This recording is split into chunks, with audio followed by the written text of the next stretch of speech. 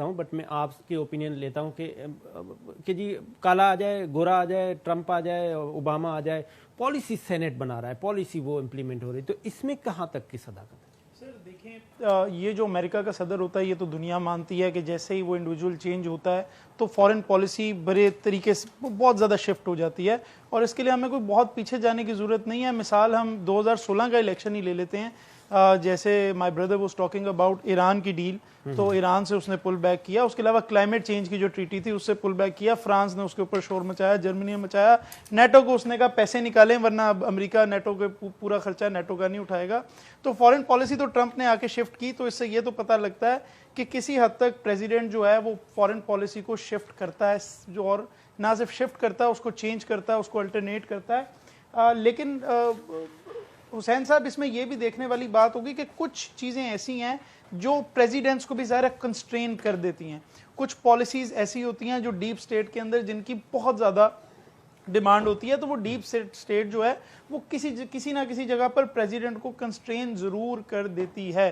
اس کی ایک مثال آپ چائنا کے ساتھ ہی لے لیں کہ امریکہ جو ہے وہ چائنا کے ساتھ ایک ٹریڈ وار کی طرف جا رہا تھا، سینکشنز کی طرف جا رہا تھا، اور پھر ڈیپ سٹیٹ انوالو ہوئی اور انہوں نے کہا کہ اس وقت ہم اس طرح کا ٹریڈ وار جو ہے وہ نہ چائنا اور نہ یو ایس آپس میں ایک دوسرے کے خلاف برداشت نہیں کر سکتے. ویسے ہی حالات پینڈیمک کی وجہ سے بڑے خراب ہیں. تو ہم نے دیکھا کہ چائنا نے بھی ایک سٹیپ پیچھے لیا، اور ڈونلڈ ٹرمپ صاحب حالانکہ چاہتے تھے کہ لڑیں آگے، ان کو ظاہر ہے وہ ان کی ایک بیس ہے پاپولیرٹی کی، تو وہ بھی ایک سٹیپ پیچھے ہوئے. تو کچھ کنسٹرینٹس تو ضرور ہیں.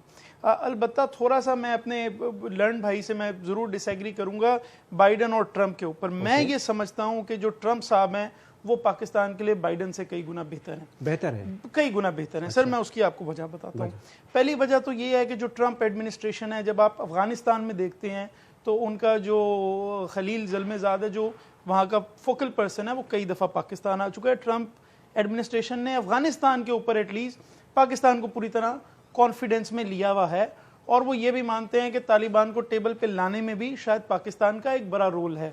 اسی طرح سر آپ کو یاد ہوگا کہ بائیڈن صاحب پہلے وائس پریزیڈنٹ رہے ہیں براک اوباما کے دور میں، اور انہی کی پالیسیز کو کنٹینیو کرنا چاہتے ہیں.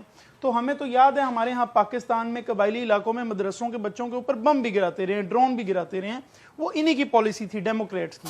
تو ڈیموکریٹس ہمیشہ ایٹ لیسٹ میرا جو ایکسپیرینس رہا ہے، میری جو آبزرویشن رہی ہے، وہ ہمیشہ ٹو سائڈ چلتے ہیں. اندر سے تو وہ سوشلسٹ ہیں، وہ لبرٹیرین ہیں، وہ برائے ایکوالٹی کی باتیں کرتے ہیں، لیکن انہوں نے فورن پالیسی فرنٹ پہ ٹرمپ کے مقابلے میں ان کی فورن پالیسی ناکام تھی.